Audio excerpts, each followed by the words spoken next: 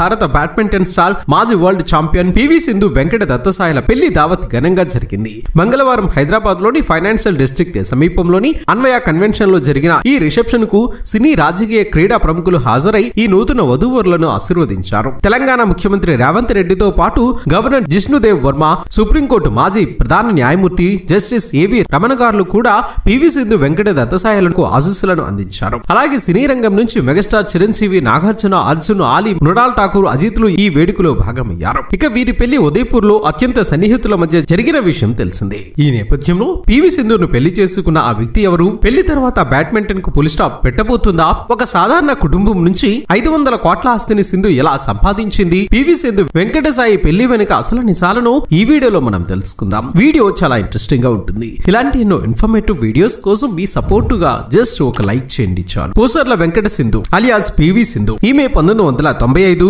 July 5న తెలంగాణలోని హైదరాబాద్ లో ఒక మధ్యతరగతి కుటుంబంలో జన్మించింది. తండ్రి పివి రమణ, తల్లి విజయ. ఈమెకు దివ్య అనే అక్క కూడా ఉంది. ఇక ఈమె తండ్రి గుంటూరుకు చెందిన వారై ఉండి స్కూల్ డేస్ నుంచే వాలీబాల్ ఆడుతూ డిస్ట్రిక్ట్ లెవెల్, స్టేట్ లెవెల్ లో మంచి గుర్తింపును పొందారు. దీంతో ఇతనికి Indian men's national volleyball team కూడా ఆడే ఛాన్స్ దొరికింది. అలా సింధు తండ్రి 1986లో జరిగిన ఏషియన్ గేమ్స్ లో ఆడి men's volleyball team bronze medal గెలవడంతో ఆ టీమ్ లో ఆడిన ప్రతి ఒక్కరికి మంచి గుర్తింపు వచ్చింది. ఇతను వాలీబాల్ టీం కు చేసిన సేవకు గాను 2000 సంవత్సరంలో అర్జున్ అవార్డును కూడా అందుకున్నారు. ఇదిలా ఉంటే సింధు తల్లి కూడా విజయవాడకు చెందిన వారై ఉండి ఈమె కూడా వాలీబాల్ ప్లేయర్ అవ్వడంతో నేషనల్ లెవెల్లో ఆడిన అంతగా గుర్తింపు రాలేదు.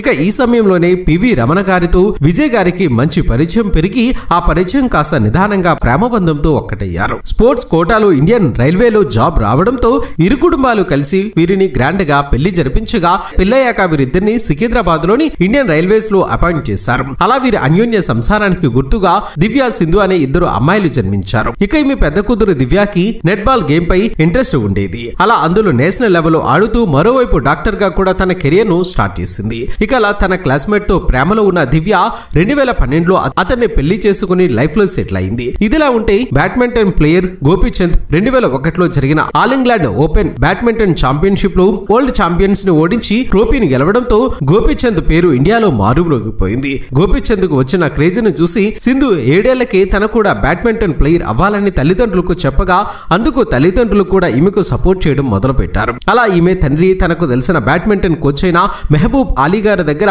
సింధును చేర్పించడం జరిగింది. ఇక అతని దగ్గరే 4 ఇయర్స్ ట్రైనింగ్ తీసుకుంటూ మరోవైపు తన స్టడీస్ ని కూడా కంటిన్యూ చేసింది. చదువులో అంతంత మాత్రమే ఉన్న సింధు గోపీచంద్ లాగే తన కూడా పెద్ద బ్యాడ్మింటన్ ప్లేయర్ అవ్వాలని రోజు ప్రాక్టీస్ చేస్తూ ఉండేది. అలా తన 10 ఏళ్లకే డబుల్ సింగిల్ కేటగిరీలో బ్యాడ్మింటన్ మ్యాచెస్ ని ఆడి విన్నవడంతో పాండిచేరిలో జరిగిన సబ్ జూనియర్స్ పోటీలో పాల్గొని గోల్డ్ మెడల్ ను గెలిచింది. దీంతో సింధుకి under 14 national level badminton game లో ఆడే ఛాన్స్ వచ్చింది. ఇక అదే సమయంలో పి గోపీచంద్ 2008లో బ్యాడ్మింటన్ అకాడమీని స్టార్ట్ చేయగా సింధు ఆ అకాడమీలో జాయిన్ అయ్యింది. ఆ తర్వాత ఈమెకు ఇంటర్నేషనల్ మ్యాచెస్ లో పాల్గొనే ఛాన్సెస్ వచ్చాయి. అలా మాల్దీవ్స్, ఇంగ్లాండ్ లో జరిగే మ్యాచెస్ లో పాల్గొంటూ బ్రాంజ్, సిల్వర్ మెడల్స్ ను కూడా గెలుస్తూ ఉండేది. ఇక అలా ఎప్పుడైతే సింధు 2016లో రియో ఒలింపిక్స్ లో సిల్వర్ మెడల్ ని గెలిచిందో ఈమె పేరు ఇండియా మొత్తం మారుమ్రోగిపోయింది. ఇక ఆ తర్వాత మరెన్నో ట్రోఫీలను సింధు గెలుచుకుంది. సింధు గేమ్ కి 5 నుంచి 8 లక్షల వరకు చార్జ్ చేస్తూ ఉంటుంది. అలా తన బ్యాడ్మింటన్ లో సంపాదించిన డబ్బుతో ఆసాది ఇంజనీరింగ్, మ్యానుఫ్యాక్చరింగ్ ఆఫ్ ఏరోస్పేస్ అని స్పేస్ కాంపోనెంట్స్ లో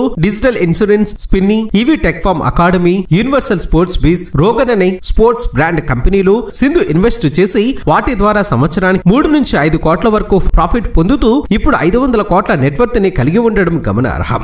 ఇదిలా ఉంటే 2024 నవంబర్ 24న జరిగిన Syed Modi international badminton game లో పివి సింధు పాల్గొనింది.